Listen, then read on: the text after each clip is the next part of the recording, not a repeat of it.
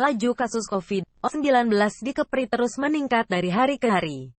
Data Satgas COVID-19 Kepri dari tanggal 6 Februari tercatat ada 65 kasus baru, lalu di tanggal 7 Februari ditemukan 44 kasus.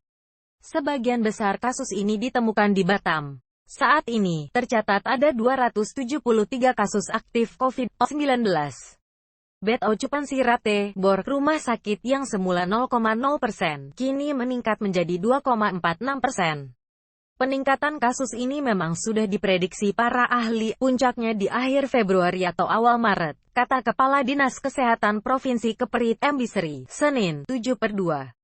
Ia mengatakan, ke depan, akan semakin banyak masyarakat yang tertular COVID-19 dan varian barunya, khususnya Omikron.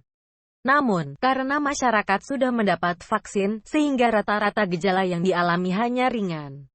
Layaknya flu biasanya, dari 200-an kasus positif yang terbaru, sebanyak 178 orang terpapar varian Omikron, ungkap Bisri. Musrenbang tingkat Kecamatan Toapaya Dewan Kawal Usulan Prioritas Bintan, BP, Dewan Perwakilan Rakyat Daerah DPRD, Kabupaten Bintan ikut mengawal usulan prioritas masyarakat dengan menghadiri musyawarah rencana pembangunan, Musrenbang, tingkat Kecamatan Toapaya di Aula Kantor Camat Toapaya, Bintan, Senin, 7/2.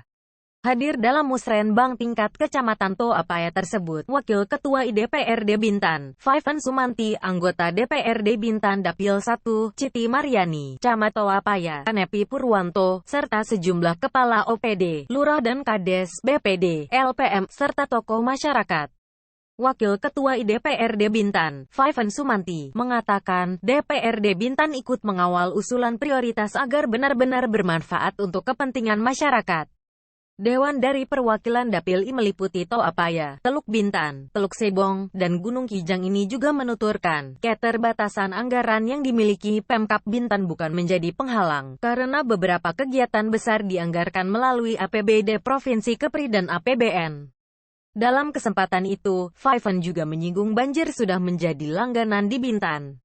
Oleh karena itu, normalisasi saluran air dan drainase menjadi usulan prioritas.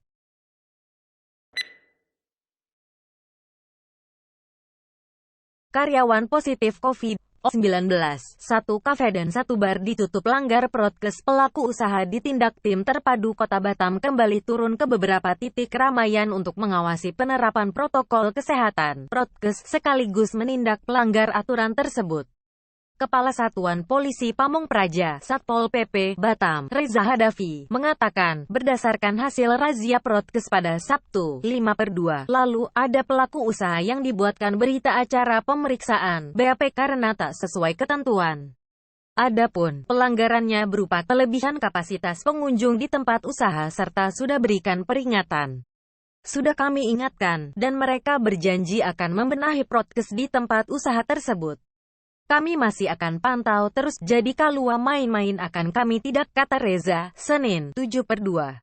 Selain itu, sambung Reza, satu kafe dan bar sudah ditutup karena ada pegawai yang terkonfirmasi positif. Tempat usaha akan ditutup paling tidak selama 7 hingga 10 hari mendatang.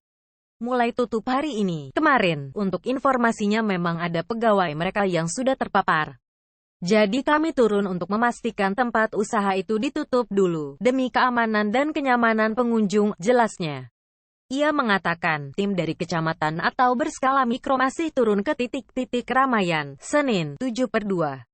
Pasar dan tempat wisata kuliner menjadi lokasi utama untuk disasar. Pagi ini, kemarin, masih turun semua. Intensitas kegiatan razia prokes ini yang tengah digalakan untuk menumbuhkan kembali tingkat kepatuhan terhadap prokes, kata dia usai menghadiri rapat di lantai 4 kantor Wali Kota Batam kemarin. Selanjutnya, tim terpadu akan turun dan menyasar tempat keramaian yang sudah dihimpun dari tim mikro. Penindakan akan dilakukan, bisa berupa peringatan lisan, tertulis, dan kalau masih tidak patuh pelaku usaha harus menutup usahanya. Reza mengakui, razia prokes ini akan terus digelar hingga tingkat kepatuhan kembali seperti dulu. Persoalan COVID-19 masih belum berakhir, penambahan jumlah kasus masih berlangsung sampai saat ini. Sehingga, dibutuhkan peningkatan penindakan ke depannya. Tidak ada kelonggaran, dan harus diperketat untuk prokes ini. Intinya setiap pagi, sore dan malam tim yang di kecamatan maupun gabungan akan terus turun, bebernya.